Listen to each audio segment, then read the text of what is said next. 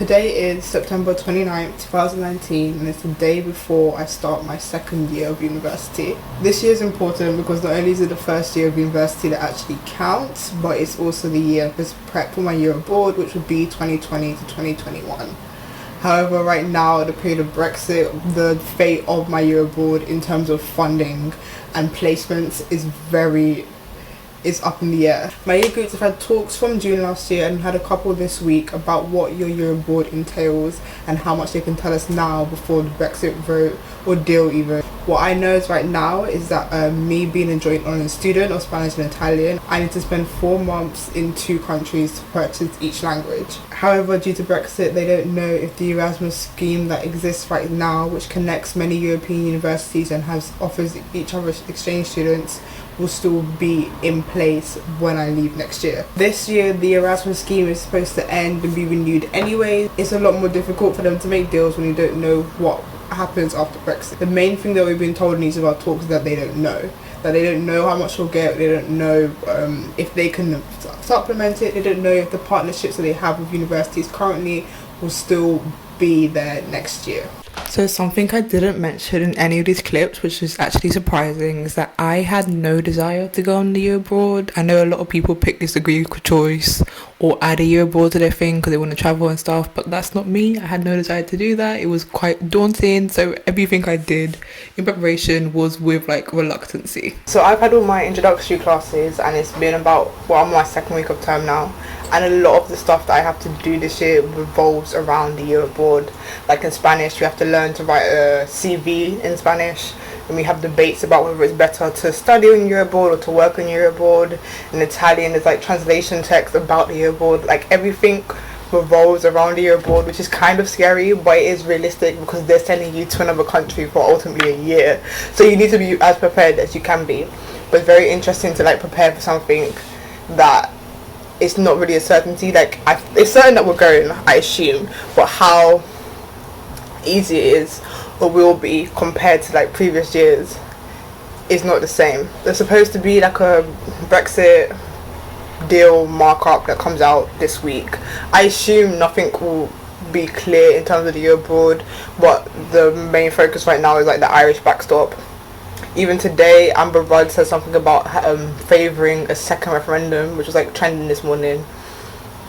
It's a very interesting time in life right now. So I have had my first Spanish specific Euroboard talk today, and it was a bit of a waste of time. Everything they've said in this talk, they've already said before in the one last year and the one at the beginning of the term. In their defense, there was a massive turnout to this one compared to the other ones. There was barely any people there, so I guess they have to repeat it. But for people like me who've been to all of them, it wasn't anything new, and I benefited very little from it. The only thing I did learn is that the amount of study places they have is very small. If you look at, for countries in Spain, the most they have is 10 placements per term for the university, whereas in Latin America the most they have is 5. Responses to financial questions still pertain to be, we won't know until Brexit. We don't know right now because of Brexit and yada yada. Honestly, for me, this is that's the most concerning bit, because one of my top concerns about my Euroboard is financially. It's not like being here where I haven't got enough student finance so I can go get a job. I can't get a job in Spain without a student visa. I mean, a work visa.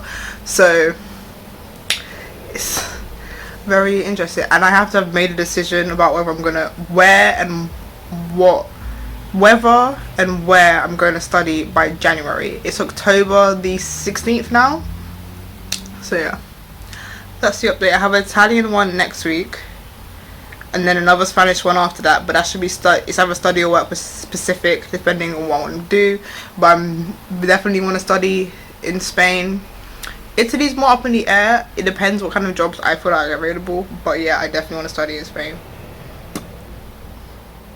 I also picked up Czech this year as a optional unit, and they have a summer school that's with the government or whatever, which I really want to do, so I've got to encompass that as well. Yeah. Today's the 29th of October, and yesterday Brexit was delayed again until January 2020. I don't think like a proper date was released. That's quite inconvenient for me, considering I'm supposed to have made decisions about what I'm doing and have them solidified by January. So if I don't know what happens in terms of travel grant or whatever, then I don't know.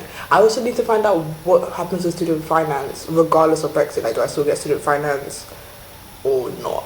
I'm getting to a point where I don't care anymore, and they just keep repeating the same thing over and over again. We're doing another election, we're doing a deal, we're doing a referendum. It's like no one knows what they're doing.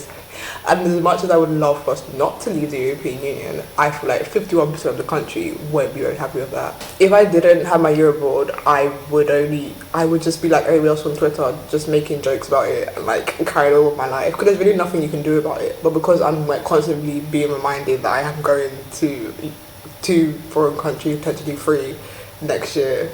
I even have a meeting tomorrow, another meeting for Spanish tomorrow. It's like so much, and it's like, and you're putting so much on me, but it's like, you don't even know what you're doing, but I gotta know what I'm doing, and it's like, it's quite inconvenient, it's quite annoying. They even updated the thing on Blackboard talking about your grant to basically say we don't know.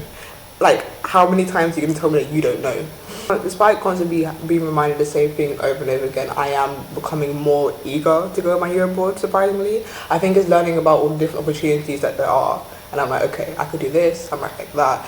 Like with Italy, there's a film thing, a film festival job you can do. And like being admin assistant and stuff like that, I'm pretty sure I can do that. So I'm currently in the music room attempting to teach myself how to play piano, and it isn't really working, but that is still the plan.